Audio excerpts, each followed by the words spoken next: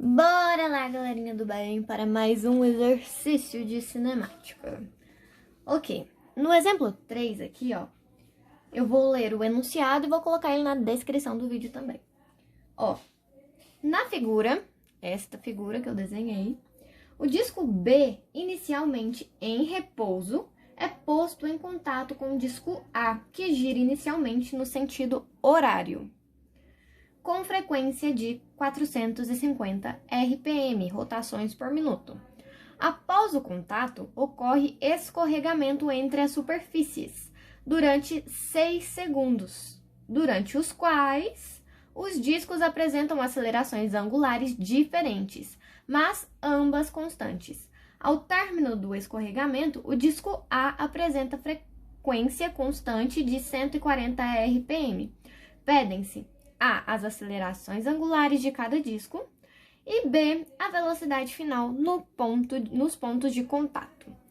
Ok, então o que ele está me falando? Ele me diz que inicialmente esse disco B aqui, ó, ele está em repouso, ele está parado.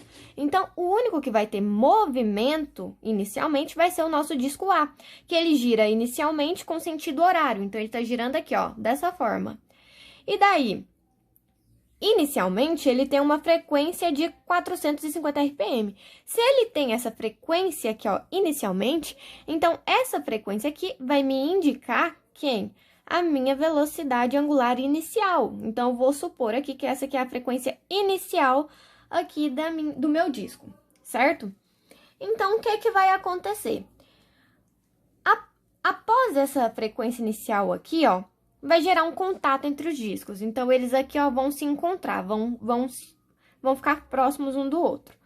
Nesse momento, o disco A, que está girando em contato com o disco B, vai acontecer um escorregamento entre eles durante 6 segundos. Esse escorregamento, o que ele faz? Ele não transmite esse movimento aqui para esse que estava parado. Então, no momento do contato, tem um tempo em que vai gerar um movimento entre os dois. Então, após esse tempo, é que vai continuar constante o movimento entre eles, porque é igual a gente colocar, por exemplo, o pneu de uma moto que está rodando enquanto a gente está empinando a moto, né? Aí ele vai continuar rodando lá. Quando a gente encosta ele no chão, vai ter um momento de escorregamento, dependendo da velocidade que a gente estiver. Então, após um instante, que ele vai começar a girar normalmente no meio em que ele está se movendo, certo? Então, aqui, no momento em que eles se encostam, vai haver esse escorregamento. Mas aí, depois, ele vai ter uma frequência constante, que é essa daqui de 140. Então, se após esse escorregamento ele vai ter uma outra frequência, então a gente pode considerar que essa frequência é a nossa frequência final. Então, através dela, a gente vai conseguir encontrar quem? A nossa velocidade angular final do disco A, certo?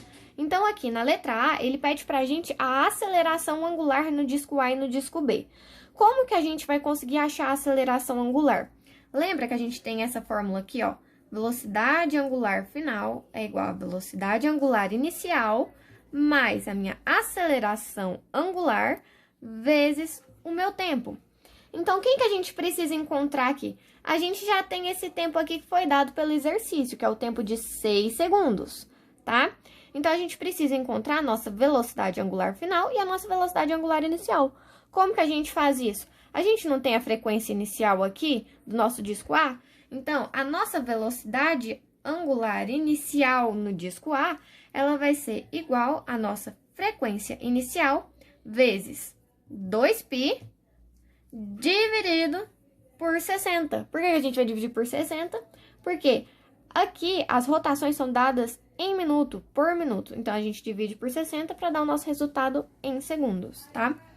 Então, aqui a gente faz simplesmente uma substituição de valores na fórmula e resolve. Então, a nossa frequência, ela é de 450 RPM vezes 2π dividido por 60. Então, com isso daqui, ó, eu vou ter que a minha velocidade angular inicial no ponto A vai ser, vamos fazer a conta na calculadora, ó, 450 vezes 2π dividido por 60, que vai dar 47,12. Ó, 47,12 o quê? Radiano por segundo, tá? Então, a gente tem aqui a nossa velocidade inicial. E a nossa velocidade final no disco A? Bom, meu disco A, após esse escorregamento de 6 segundos aqui, fala que ele atinge uma frequência de 140 RPM. E que quando ele atinge essa frequência aqui, ela vai ser constante depois, né? Então, vamos ver aqui, ó. Então, a nossa velocidade angular final no ponto A, no disco A, né? Vai ser a nossa frequência final, que é 140 RPM, vezes 2π, dividido por 60. Então, a nossa velocidade angular final no disco A vai ser 140 vezes 2π dividido por 60, que vai dar 14,66. Então, vamos colocar aqui 14,66 radianos por segundo. Então, temos aqui nossa velocidade final. E agora, como que a gente vai encontrar a nossa aceleração no disco A? Basta a gente substituir na fórmula, certo? Vamos isolar já aqui a nossa constante alfa. Então, vai ficar alfa. Esse daqui passa subtraindo, certo? Então, temos a velocidade angular final menos a velocidade angular inicial. E o tempo que estava multiplicando vai passar dividindo, certo? Então, o que a gente vai fazer agora? Uma simples substituição de valores. A nossa velocidade angular final, ela é 14,66, menos a inicial, que é 47,12. E tudo isso dividido pelo tempo aqui, ó, de 6 segundos, que foi durante o escorregamento, certo? Como ele vai ter um escorregamento nesse valor aqui, ó, nesse instante aqui de 6 segundos, significa que quando o disco encostar aqui, ó, ambos os discos vão ter acelerações angulares diferentes. Então, após esse tempo aqui, onde tudo vai se uniformizar, eles vão passar a ter a mesma velocidade final, tá? Ou seja, o disco B vai ter a mesma velocidade final que o nosso disco A, tá? Então, vamos ver aqui quanto que ficou a nossa aceleração angular no disco A. Ó, 14,66 menos 47,12. Tudo isso dividido por 6, que vai dar menos 5,41. Então, menos 5,41 radianos por segundo ao quadrado. Então, esse daqui vai ser o valor da minha aceleração angular no disco A. Então, tá aqui a primeira resposta da letra A, tá? Mas agora, ele quer saber também a aceleração no disco B. Pessoal, vamos lá. Quando esses dois discos se encontrarem, eles vão ter um ponto em comum, tá? Então, significa que a velocidade deles, ó, a velocidade total do circuito, ela vai estar vindo em direção ao movimento, certo? Então, vai ter a velocidade aqui. Se os discos estão se encontrando e se eles estão aqui, ó, entrando em uma uniformidade de movimento, significa, então, que a velocidade dos dois, após esse tempo aqui, vai ser igual. Então, o que isso quer dizer? Quer dizer que a minha velocidade, ó, deixa eu chegar aqui para cima, que a minha velocidade no ponto A vai ser igual à minha velocidade no ponto B, porque ambos aqui, ó, vai ter um ponto em comum entre eles, certo? Então, na mesma frequência que vai estar se movimentando o meu disco A, o meu disco B vai acabar se movimentando também, tá? Então, se a velocidade em A é igual à velocidade de B, isso quer dizer o quê? Ó, tem uma formulazinha, vou colocar aqui em cima no cantinho, ó, que indica que a minha velocidade no ponto P, vamos colocar no ponto P só como exemplo mesmo, a título de exemplo, ela é igual à minha aceleração, a minha velocidade angular nesse ponto P, perdão, vezes o meu raio, tá? Aqui no exercício, ele me deu o raio tanto de B quanto o raio de A. Então, significa que a minha velocidade angular, desmembrando aqui, né? Colocando o que é a velocidade no ponto A e a velocidade no ponto B. A minha velocidade angular em A vezes o meu raio em A, então, vai ser igual à minha velocidade angular em B vezes o meu raio em B, certo? Lembra que eu vou usar a velocidade angular final, por quê? Porque depois do contato em 6 segundos aqui, depois que passados 6 segundos, ambos vão ter a mesma velocidade angular final, tá? Então, a minha velocidade, aqui ó, no caso essa daqui é a velocidade angular em B, né? Eu errei só a letrinha. Então, quem é minha velocidade angular final em A? 14,66.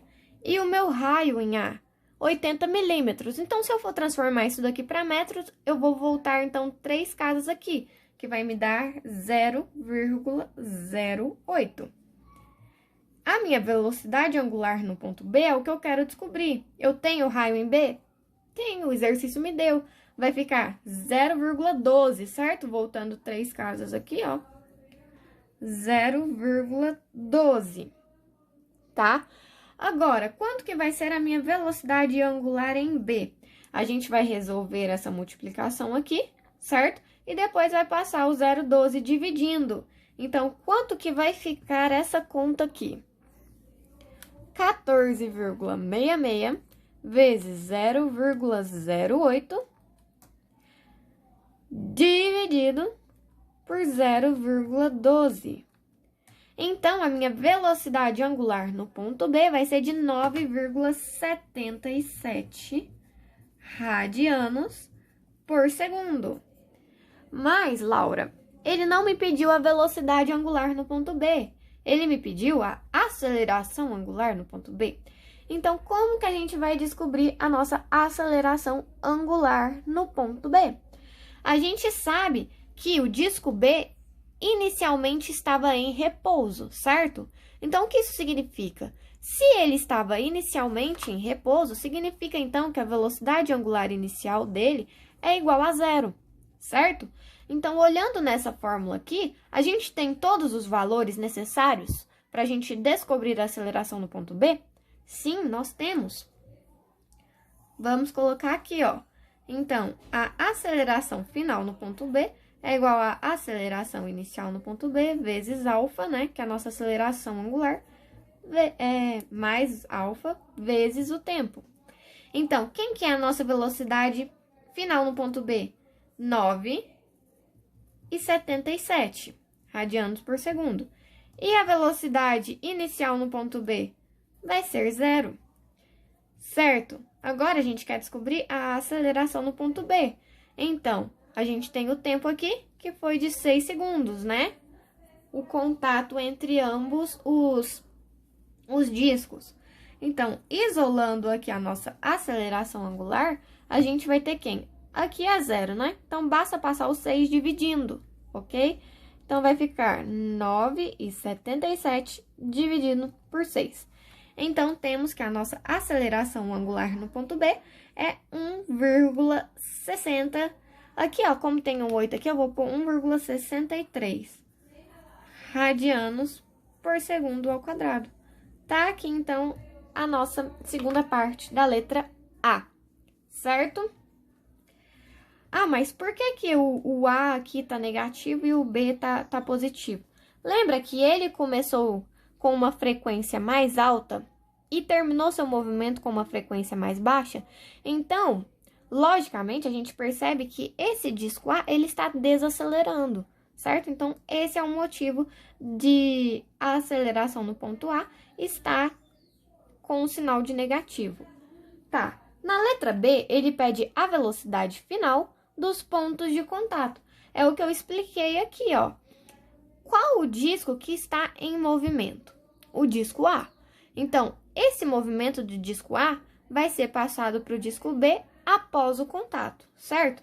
Então, a velocidade final aqui dos pontos de contato, vamos chamar esse ponto de contato de ponto P, tá? Vai ser quem? Vai ser a velocidade angular final no ponto A vezes o raio também no ponto A. Porque esse é o movimento em que a gente vai uniformizar os dois discos. Então, a partir do contato, esse disco A vai ter essa frequência final aqui constante, como diz o meu exercício, certo? Então, a gente vai pegar, então, como referência o nosso disco A. Então, a velocidade nesse ponto de contato vai ser a velocidade final do nosso disco A, que vai ser de 14,66, vezes o raio em A, que é 80. Então, volta 3 casas, 008. Então, quanto que vai ser a nossa velocidade de contato no ponto A? Vai ser, ó, 14,66 vezes 0,08, que vai ser 1,17. O quê? Metros por segundo. Certinho?